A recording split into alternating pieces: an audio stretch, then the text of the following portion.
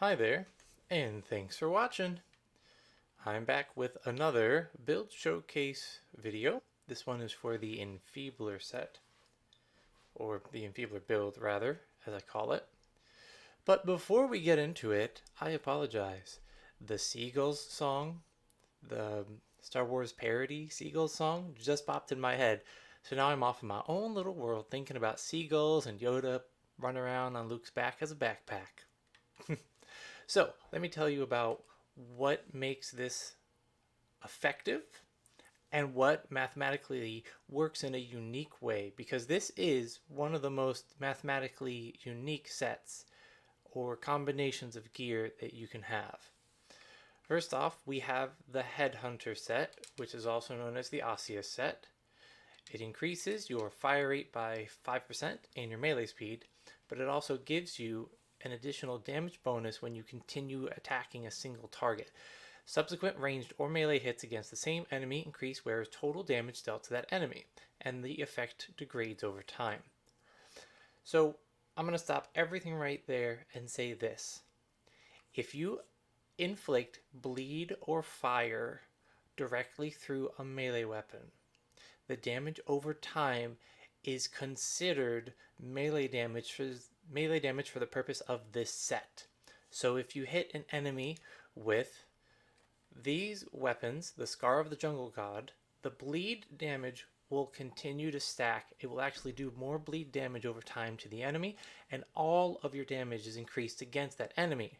Everything, total damage, mod damage, everything. So instead of having to continuously fire against an enemy, a single target, and ramp up the damage, you can inflict bleed or fire through a melee weapon and get it to stack on its own.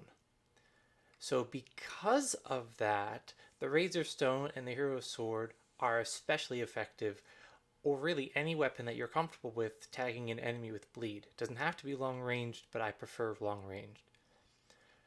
If you've watched my other videos, you've also seen and heard that the Vulcan's Detonator, the additional fire damage from this, the burning proc, doesn't really go up when you increase your mod damage or weapon damage or anything like that. However, it does go up with this set. So the unique benefit is if you hit an enemy with the bleed damage over time, it will increase the fire damage that they take from the Vulcan's Detonator, which is a pretty big buff. And then the Ring of the Punisher increases all the damage you do against an enemy for every status effect applied. Now you can switch this out for the Bloodletter's Insignia if you want to get healing from the bleed effects, and it's usually a better option. But if you're going for raw damage, you've got your main set increasing your fire damage. The bleed is technically another elemental effect, increasing your fire damage. You've got corrosion, increasing your fire damage. You've got your frozen status effect, increasing your fire damage and bleed damage and corrosion damage. So you can essentially get up to 4 status effects and 4 damage over time ticks on a single enemy that are all heavily boosted by your armor set. Plus, damage over time of this nature rapidly regenerates mod power. So all you have to do is reapply your status effects, like sling the sword, shoot the ice, shoot the corrosion shot, and you're going to do high damage over time without even having to attack the boss directly. Plus, your mod power is just going to keep shooting up. So it's great if there's a bunch of enemies around where the boss is moving slow and there's a bunch of ads, as you're going to see. I will point out that there is a higher damaged close range version of this, and it's because of the unique mechanics that are affected again with the Lost Harpoon. This weapon says increases damage on each successive hit by 10% for 15 seconds, and the effect can stack 5 times. So unfortunately it's only melee damage, but your bleed damage over time counts as a melee hit, so for the purposes of this set, you are getting an additional 50% melee damage over time that stacks on top of all your other bonuses, which by the way increases the bleed damage that you're doing directly. So you can get some pretty nasty bleed numbers, and you can get some pretty nasty fire damage numbers, and all of them together are just whittling down a boss. So let's give it a quick try, see what it's all about. Apparently I can't even hit the boss from that far away.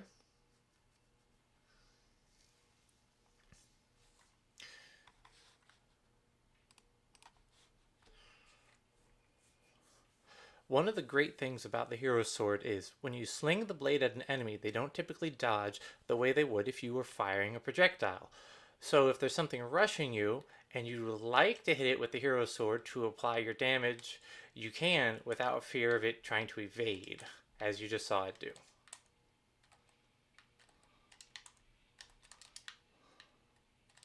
Now this is, so far, it was all just that mod damage over time. Nothing fancy. It's still not even bled, or not bled, it's not even frozen yet. Now check this out. Now that the boss is back, I can enfeeble all of his friends and do pretty good AoE damage in a situation where you normally wouldn't be.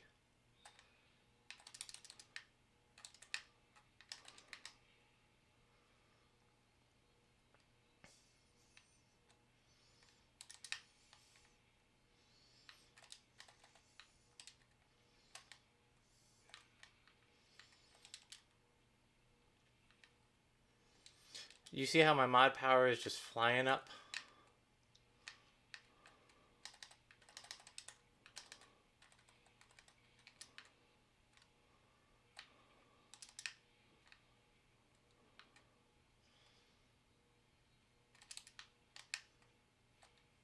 And that's it.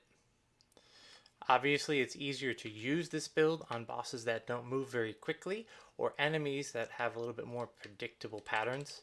It's harder to use it when you have a bunch of enemies swarming you, but you do have damage over time you can use that slows them down and does some damage. And if you wanted, you could switch up your abilities. Like Cold Spear is great for faster bosses because it hits that frozen effect immediately. And bonus, the frozen effect actually slows down the decay rate of all of your damage over time abilities or debuffs. So if I hit an enemy with bleed, according to this ring, it should wear off after 20 seconds. All other factors ignored. If I freeze an enemy and hit them with bleed, it'll take much longer for it to wear off. So you're actually getting a larger benefit from each of these individual components because they're really synergizing well. Like super well. By the way, the bonus status effect duration also applies with the debuff from the repulsor. Banish will last longer with this as well. So you could technically use that if you wanted to, but it's not an elemental weapon, so meh. Anyways, that's it. That's the Enfeebler Showcase in a nutshell. I hope you enjoyed it and found this informative. And if you want more content, please like, subscribe, follow, high five, comment. Let me know what you're looking for. If there's a specific build or a specific boss that you're having trouble with, I'd be happy to show you what I use and what works for me, and hopefully will work for you. Have a great day, and I'll see you all around.